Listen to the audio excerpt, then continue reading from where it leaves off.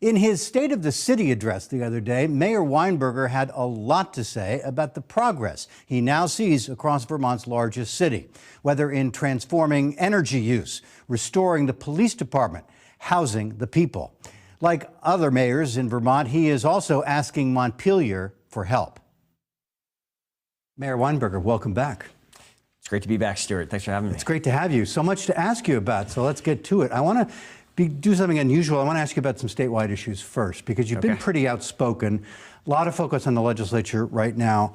And at the top of your list, it does seem to be do something to address Vermont's housing shortage.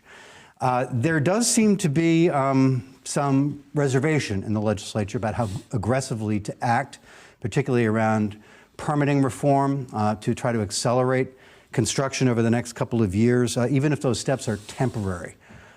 What is your message to the legislature about this S-100, which is moving in the House? Stuart, my message on housing is this, and it's really been my message for a lot of the last decade. We have a acute shortage of homes in Chittenden County, in this state. This is a result of decades of problematic local and state policy. It's really biting right now, more painfully than it has in the past. We have 70 people sleeping outside on any given night in Burlington. We see a vacancy rate of about 1%. We've seen a big jump in the price of homes for young families that are trying to get started in this community. In the midst of this, what I really see as an acute, historic housing shortage, it would just be a huge missed opportunity if the state legislature did nothing to address any of the many state rules and laws that are part of our problem, that are part of that create barriers to the production of new housing. We've been very focused on this in Burlington and other municipalities for a long time, and we've seen a lot of changes at the local level. We need the state to be a full partner in knocking down statewide barriers if we're really going to get to where we need, and that's why I've been so active on it. The problem does not seem to be Republicans. The problem seems to be members of your party.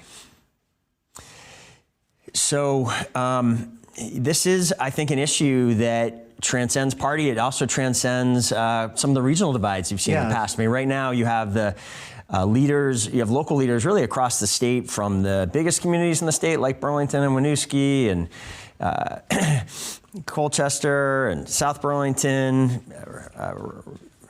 Brattleboro, a lot of the urban areas are feeling this, but you see just this week, you're seeing an indication that some of the members of the rural caucus are being quite outspoken on this as well. Very much so, yeah. I mean, so Senator Bruce, a Burlington resident, Senator Bray from Madison County, Senator McCormick from Windsor County, very reluctant to do anything with Act 250, even temporarily, to try to help this process along. So, at some level, I understand that. Certainly one of the things we are rightfully proud of as Vermonters is that we have protected our environment here, that the state is such a beautiful place. And that's certainly part of the reason why so many people live here and visit here, and we got to be careful about changes to that. At the same time, right now, we're in this really problematic situation where, because there have been no changes to Act 250 really for the 50 years that it's been in place, it's now working against some of those environmental goals. Where I think there's broad environmental agreement that where we want more housing is in our already developed areas, in places like Burlington. And yet, in most of Burlington, where we're trying to build homes, a new project of any scale needs to go through both a comprehensive local review and then a state review as well. It's a redundant level of permitting that costs money. Not only does it cost money, Stuart, and this is an important point, there's a lot of talk of let's wait for some studies to come back on Act 250. This issue has been studied before. It was studied in 2017 by a commission that was put up intentionally to review Act 250. And what they came back and said is that projects that need to go through that double layer of review, projects that qualify for some of these narrow exemptions that exist, save on average 7 months of time, and that's on average. That means many of them, save much longer, and $50,000 in fees alone. What the study didn't examine is the hundreds of thousands of dollars of related professional fees that come from a redundant layer of review as well. So this is a big issue. I think it's the single biggest regulatory barrier to the creation of new housing. We proposed a number of different ways that the legislature could address that and get rid of that redundant review. It would be, again, just an enormous missed opportunity if there's no action, no progress on this issue in this moment of historic crisis. You're with Governor Scott on this one?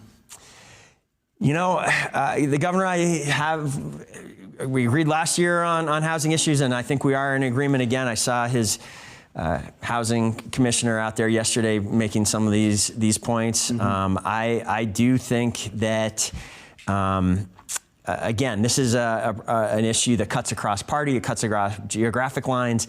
I think what the governor sees is what I see, is that we have a very significant housing need right now, and there needs to be action at the state level. What else are you watching and hoping comes from the legislative session? Child care, gun reform, some kind of gun reform, paid family and medical leave, what? There is a lot right now, Stuart. You're right. I mean, Burlington is straining mightily in numerous different areas. Something I mentioned my State of the City speech a couple weeks ago, and doing very innovative things on childcare, on homelessness, on the climate emergency, with public safety. And I'm proud of what we're doing, and I think we're moving the ball. But we do need partnership and more dramatic action from the state if we're going to really get to where we need to. And I put opioids in that category as well. So, you know, we could go through each of them. I mean, I'm certainly very supportive. Burlington has had its own early learning initiative to try to create more high quality childcare spaces since 2017. I'm very supportive of this state bill, which in some ways has some similarities, would really expand the availability of high quality childcare. I fully support that moving forward. You mentioned your State of the City address a couple of weeks ago, in which, you know, most of the time the president, the governor, the state of the blank is strong. In your case, united was the word you used. What do you mean?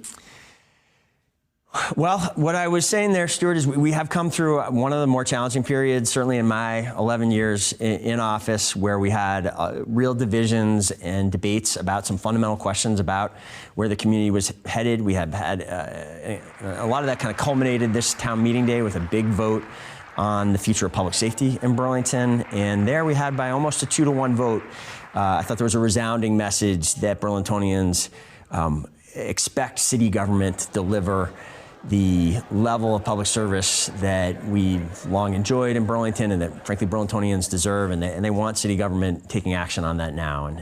So that was a lot of what I was referring to. I thought there was some other interesting votes on the town meeting day ballot. There was a more than 2/3 vote for action on the climate, on this really unusual carbon pollution impact fee that will apply to new construction and major buildings in Burlington. You know, that got very little notice, but you often hear people say you can't price carbon and it's not politically feasible. Well, we showed in Burlington, you know, you can take a step in that direction. And all the economists agree that that is one of the most efficient and impactful actions that you can take to address the climate emergency. I was proud we got that done. You also saw a really interesting vote. It was a reversal from a few years ago, where Burlington voters came out strongly in favor of opening up local elections to all legal residents. And you know, what I said in the speech, what I see there is Burlingtonians saying, in some sense, the fact that was on the same ballot as this public safety vote is Burlingtonians know that we should not be pitting public safety against racial justice, racial equity. We need both in Burlington, and I think you saw voters voting for both. So I did feel like there were a lot of unity, and reflected on that town meeting day ballot. I thought you could feel it in the Contoys Auditorium during that speech as well. I do feel like we've kind of entered a new chapter where I'm hopeful we're going to be moving forward decisively on a broad array of issues. Next, the incident between the police chief and a UVM trauma surgeon that prompted a formal complaint, and the context the mayor thinks we should consider.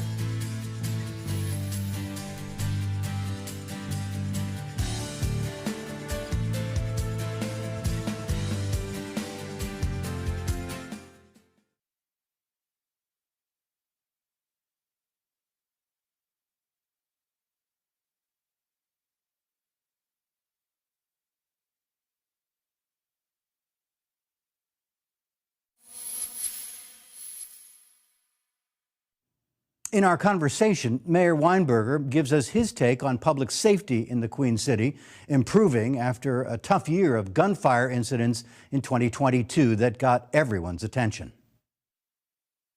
You mentioned public safety. I want to ask you about that. In the spring of 2023, where are we in rebuilding the police department? We're making progress. We're on track with the plan that the chief and I brought to the council and got approval of last June.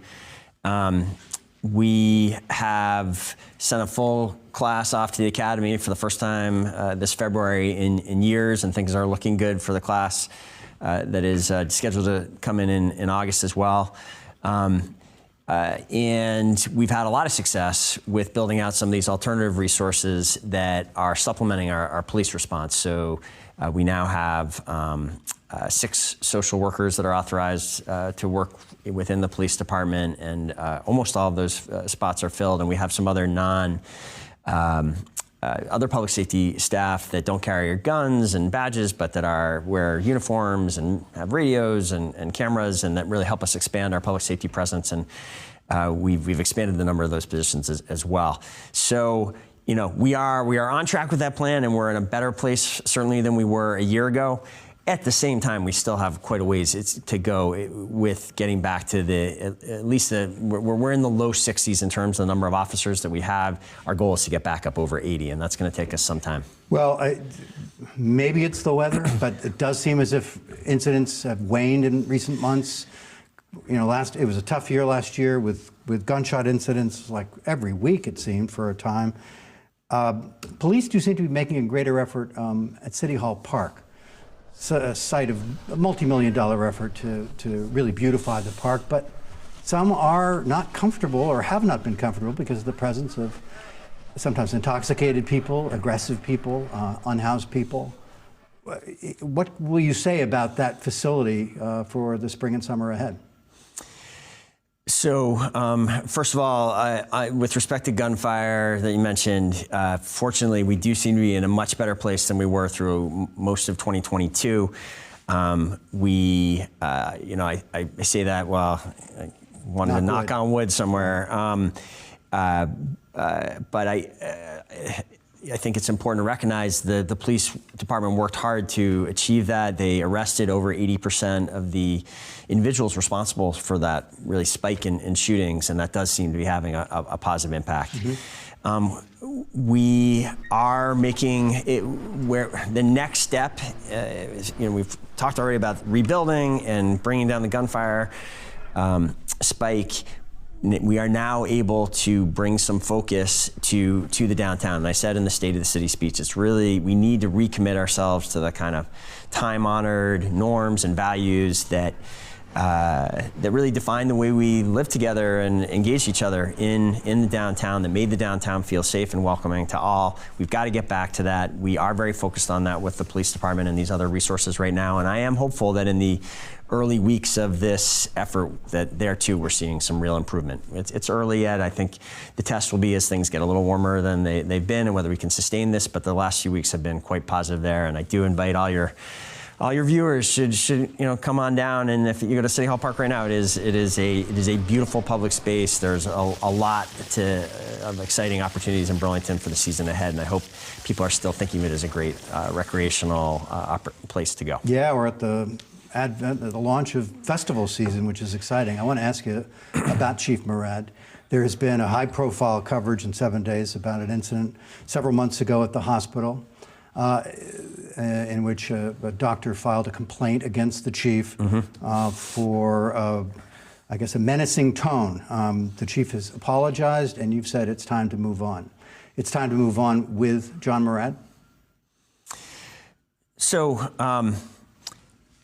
to be clear, I thought this was an unfortunate incident. It was an unfortunate dispute. I thought the chief made a mistake when it happened, and that's why I took immediate action when it took place last August. And the chief and I went up to the hospital, met with the surgeon, met with a senior official there at the hospital, talked about it.